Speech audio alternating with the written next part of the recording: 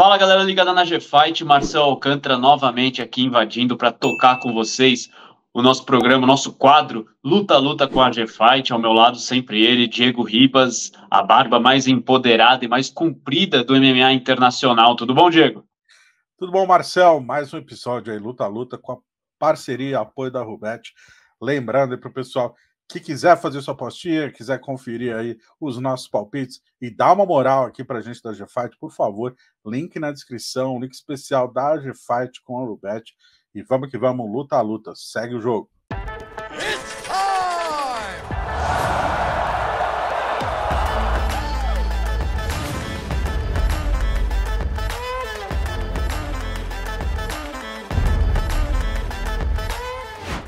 E é isso aí, galera. Direto ao ponto, então, a gente vai falar hoje muito sobre o card do UFC na Flórida, dia 24 agora, né, sábado, começando num horário bom aí para quem gosta de UFC no Brasil, 12:30, para poder almoçar, já vendo lutas e seguir até praticamente a hora do jantar, né? A gente tem vários brasileiros no card, várias lutas interessantes que a gente vai poder falar um pouquinho, dar prognósticos, previsão aqui, e a gente vai começar logo com a Tabata Rich, que enfrenta a Julian Robertson. No card preliminar ainda, a Tabata Baby Shark, que tem 8 vitórias e 1 derrota no seu cartel no MMA, 28 anos, 15ª do ranking peso palha, até 52 quilos, estreou com derrota no UFC, mas depois engatou aí uma série de 3 vitórias seguidas, e a sua última apresentação finalizou Jessica Penne no UFC 285 em março deste ano. A Robertson também lutou recentemente, vem de vitória contra Piera Rodrigues em abril deste ano, por finalização. Tem 28 anos, está no UFC desde 2017, canadense. Diego, o que você enxerga dessa luta? Mais uma apresentação da Tabata, que você conversou com ela algumas vezes aí em Vegas, né? O que você pode tratar dessa luta pra gente? Luta bem interessante, luta que vai ser realizada no peso palha, categoria que a Jillian Robertson fará sua segunda apresentação. A Jillian, ela costumava se apresentar como peso mosca, e assim que ela desceu de categoria, ela conseguiu a vitória, né, no começo do ano, ela se apresentou muito bem, e ela tem falado que ela se sente melhor, performa melhor, mais forte, mais rápido. A Tabata já lutou de mosca, mas apenas uma vez na estreia dela no UFC contra a Fiorot, que ela pegou uma luta foram 3, 4 dias. Então a Tabata, ela é de fato uma peso palha, pequena até. Se houvesse a categoria, se existisse a categoria peso átomo até 47 quilos, ela possivelmente desceria para a divisão até 47 quilos. Então, sim, existe uma diferença de tamanho. Mas, Marcel, respondendo diretamente a sua pergunta e atendendo os pedidos aí de quem quer que queira ouvir os meus pitacos, eu acho a Tabata favorita. E me explico. A Tabata tem um antijogo, né? A Kryptonita, ele tem um número da Robertson, na minha opinião. As duas têm a luta de solo como prioridade. A Robertson, ela é muito mais ofensiva, busca finalização, também com as costas no chão, quando está por cima, trabalha mais insistentemente em rumo à finalização. A Tabata, ela tem um jogo de quedas muito mais consistente, menor, centro de gravidade mais baixo, dificilmente a canadense vai conseguir derrubar ela com facilidade. Acho que a Tabata pode inclusive cair por cima, e eu não vejo a Robertson finalizando ela, muito pelo contrário, eu vejo a Tabata derrubando, dominando o quadril, né, segurando o quadril e dominando por cima ali. A gente já viu ela fazer isso algumas vezes, inclusive contra a Poliana Vitelli, que assim como a Jillian Robertson, tem o armlock da guarda fechada como uma grande arma. E a Tabata não sofreu nenhum grande perigo com relação a isso. Então eu confio no ground and pound dela, jogo de quedas, troca de soco, principalmente soco, ela não chuta muito, na curta distância, caminhar para frente e derrubar. Eu vejo o número, né? Eu acho que a Tabata tem um número para vencer essa luta. Se você também acha como o Diego, já saiba que nas bolsas de apostas, né, no site da Rubet, a Tabata também é favorita, com 1,74 a cada real apostado, enquanto a Robertson tem 1,06. Então, ligeiro favoritismo aí para a Tabata, uma luta disputada, dá para você fazer sua variação e, de repente, tomar a sua decisão. Vamos caminhar, então, agora para o peso médio. onde Randy Brown enfrenta o Wellington Turman, isso a categoria até 77 quilos, né? O Randy Brown tem 16 vitórias, 5 derrotas no seu cartel, um americano, jamaicano, né? Ele tem uma dupla nacionalidade, 32 anos, no UFC já desde 2016, e como todo lutador que está há muito tempo no UFC, já tem um histórico contra brasileiros, então já lutou 3 vezes contra brasileiros, finalizou o Warlley Alves, foi nocauteado pelo Vicente Luque e venceu Francisco Massaranduba por decisão. Já o Turman, o Wellington Turman, tem 26 anos, é natural de Curitiba, no Paraná. No UFC tem 3 vitórias e 4 derrotas, um card negativo dentro do Ultimate, e vem de derrota por decisão para André Petroski no UFC 281 em novembro de 2022. Diego, como você enxerga essa luta? Uma luta curiosa, se eu não me engano, vai ser a estreia do Turman na categoria até 77 quilos. Ele que treina ali com o Glover, o Caio Monstro, o próprio Poatan. E treinou bastante com o Sean Strickland também, né? Recentemente, ali aos comandos do Plínio. Um time muito bom, muito experiente. Conhece muitos atalhos ali do MMA. A questão é que Randy Brown, um cara experimentado, já está mais acostumado com as categorias de peso. Cara, e aí eu não vou falar só do casamento de luta, tá, Marcel? Mas tem a parte de aposta. Para se fazer aposta, são vários fatores que têm que ser considerados, né? Afinal, você está botando seu rico dinheirinho, suado dinheirinho.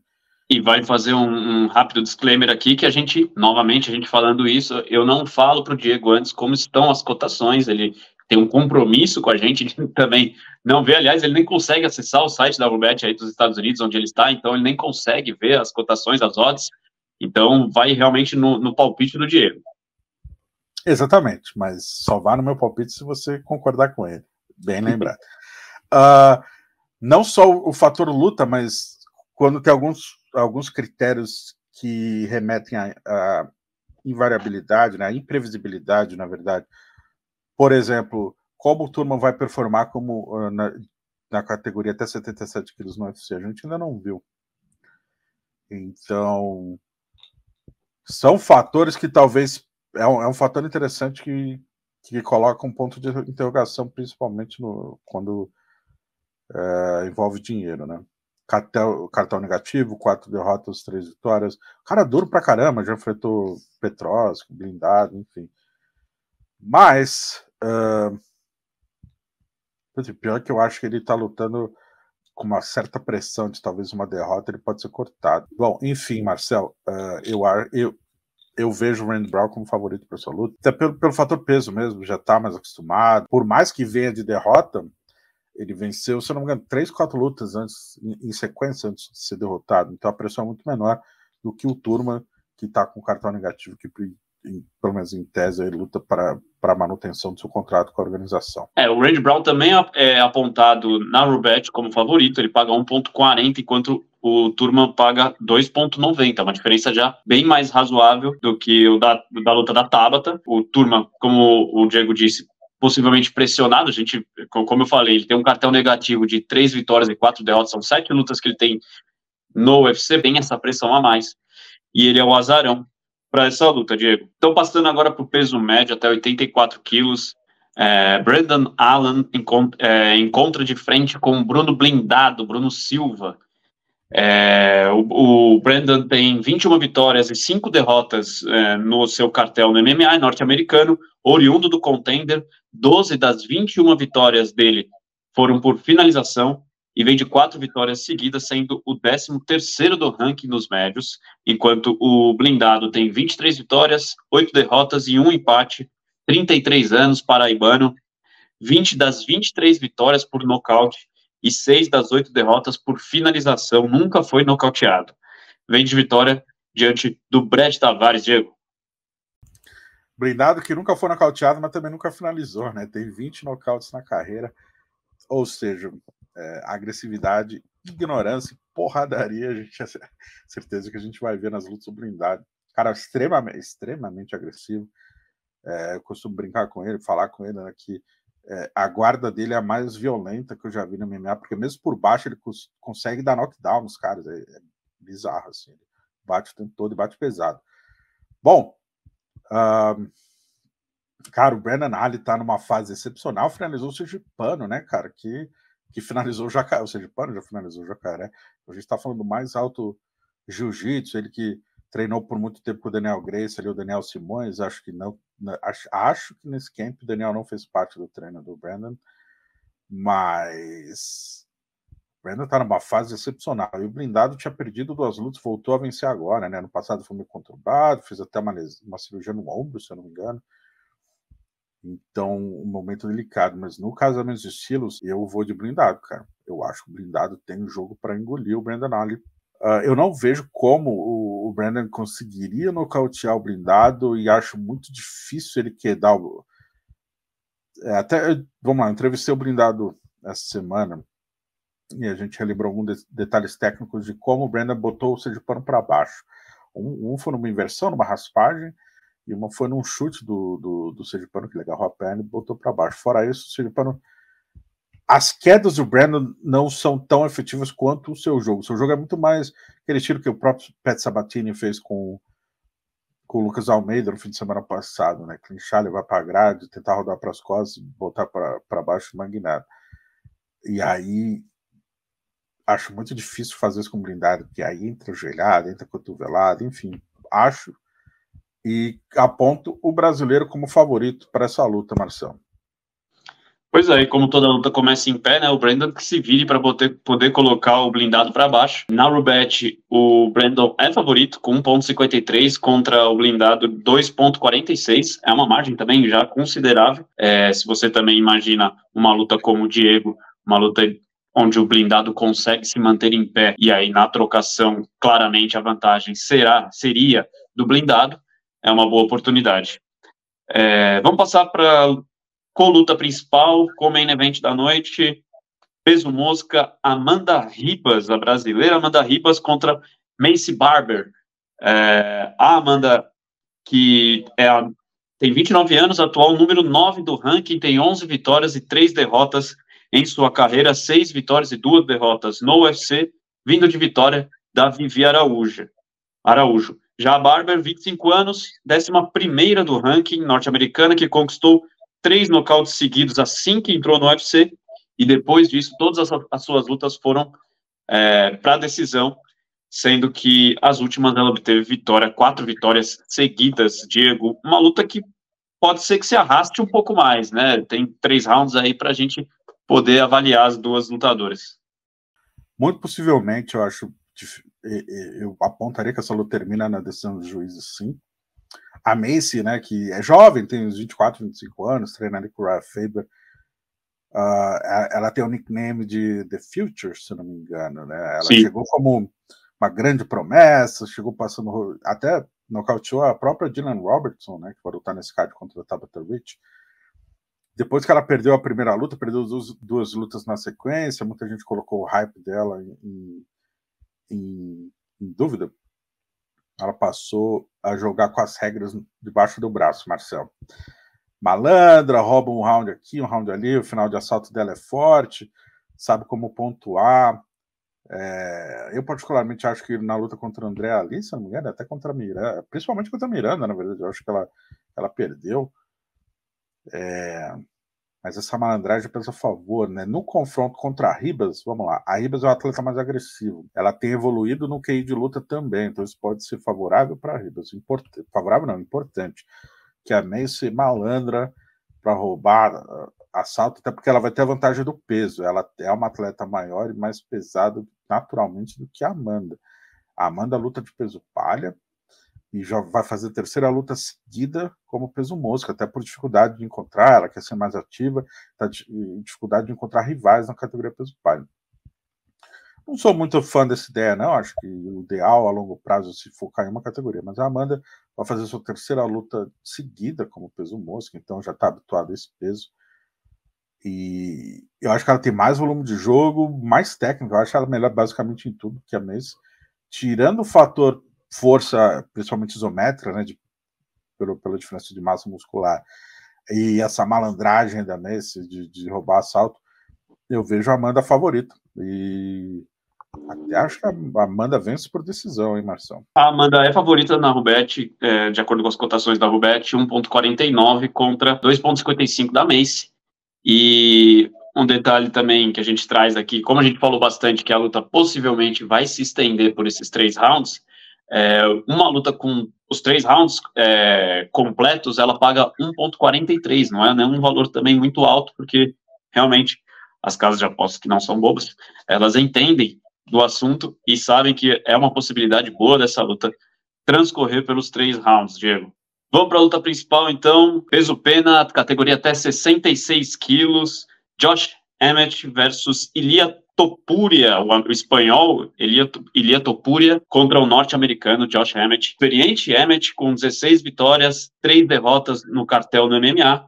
No 38 anos no UFC desde 2016. Disputou o cinturão interino da divisão e foi finalizado por Yair Rodrigues em fevereiro deste ano. E antes disso, vinha de 5 vitórias seguidas, é o atual número 5 da categoria.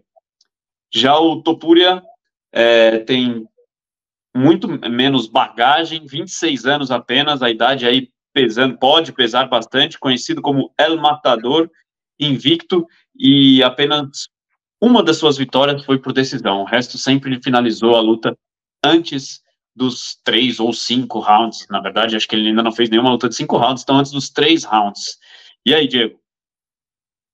Cara, essa luta tem muitas chances de ser a luta da noite. Agressividade, talento dos dois peso pena aí. O Josh tem muita experiência, já tá com seus 37, 38 anos, treina ali na Alfa Meio também. Vamos lá, gente. Hoje, nesse episódio, né, eu estava mencionando antes que não só apenas o confronto de estilos, mas alguns fatores extra-octógonos eles precisam ser analisados, Marcelo. E aí tem o fator idade e o fator agressividade.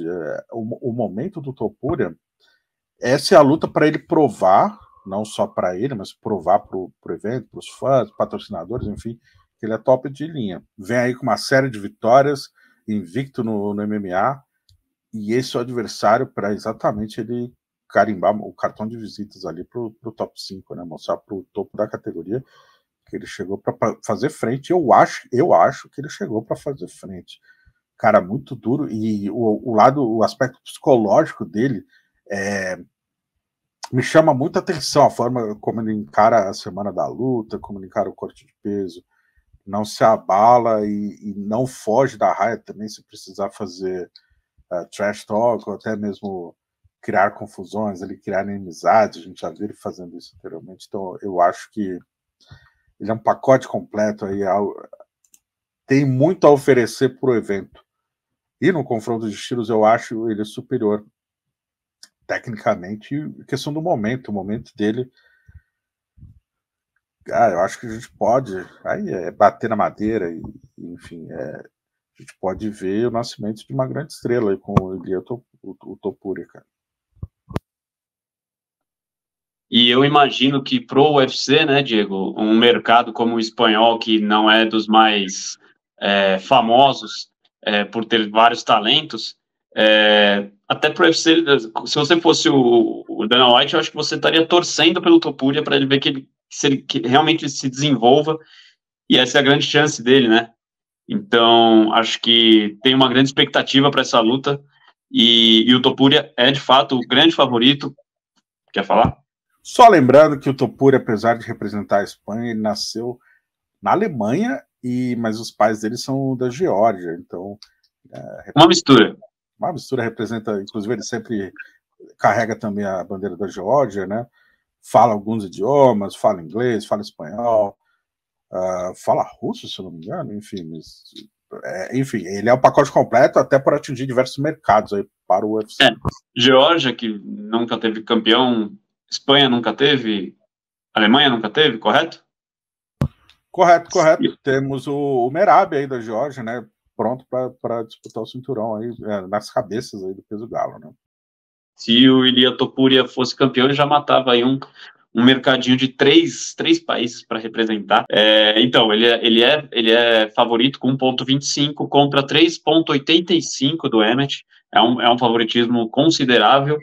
A idade também deve fazer uma pressão para isso, né? Mais de 10 anos aí de diferença. É isso, Diego. Para o card desse sábado, passamos a régua. A gente pode agora rever como foi o seu desempenho no último card. O que você quer falar, Amanda?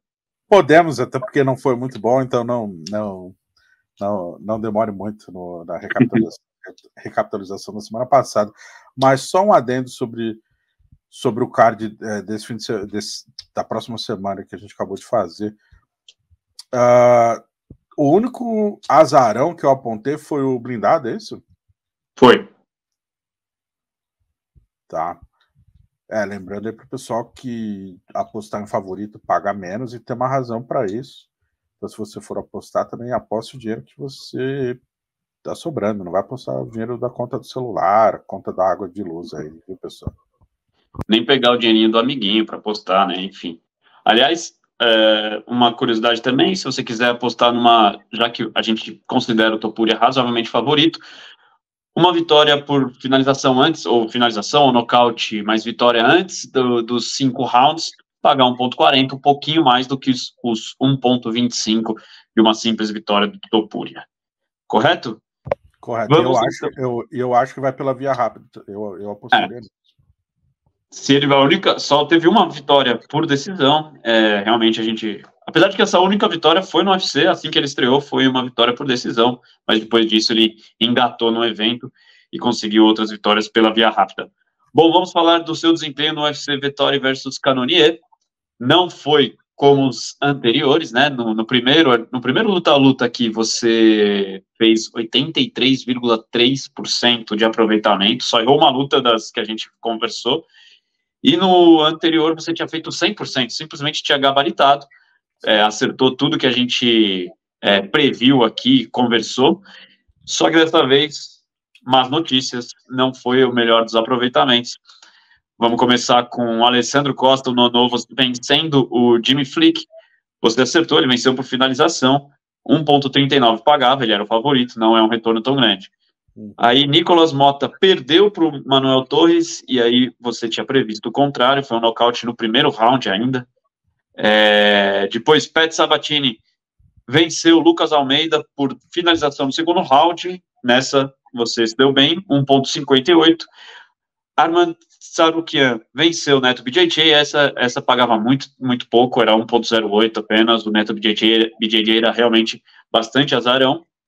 E a última e grande e principal luta da noite, o Cannonier venceu o Vettori por decisão, e você tinha invertido e colocado o Vettori como favorito, Diego. Quer se defender?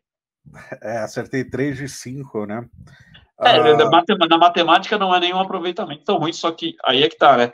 Os favoritos que você apontou venceram, então os retornos não são tão grandes. Aí, só fazendo uma conta rápida aqui, se você apostasse R$10 em cada um, seu retorno seria de R$39,90, você perderia aí praticamente R$10. R$11, né? Um pouquinho menos de R$11. Esse é o cuidado de fazer apostas, né? Não é exatamente, não é só acertei 3 de 2, acertei mais. Não é por aí. É saber o que apostar. Por exemplo, até eu mencionei semana passada do Armen Tsarukyan, não valeria a pena apostar, porque pagaria muito pouco. Então tem lutas e lutas a serem apostadas, né? Em minha defesa, a culpa não foi minha, foi do Vettori, porque deveria ter ganho essa luta, porque ele conectou um knockdown ali no Cannonier no segundo round, quase o knockdown, balançou, né? Mas me impressionou muito o Cannonier, a forma como ele venceu. Preparo físico ali, quase 40 anos, Marcel. Mas, putz, e no quarto e no quinto assalto, principalmente no quinto assalto, ele sobrou contra um moleque de 29 anos. 10 anos mais novo. Incrível. Tirar meu chapéu para ele. Não esperava. A luta do Nicolas, cara, tava boa, mas entrou uma cotovelada de encontro. E aí apertou o interruptor. Quando aperta o interruptor, é caixão. O Nicolas caiu apagado, ainda recebeu mais um golpe, é isso. Bola para frente. Luta é isso, entrou uma porrada, acaba para qualquer um, como a gente tinha mencionado, a agressividade dos dois, né? Dificilmente aquela luta iria para a decisão. Eu apostava mais na contundência da mão do Nicolas, mas a mão do El Louco entrou primeiro. Bola para frente. Vamos ver se me recupero aí nessa semana de agora. Vamos ver, semana que vem a gente volta para fazer essa retrospectiva e já falar do próximo evento. Valeu, Diego. Até a próxima. Valeu, gente. Abraço. Rubet, link na descrição.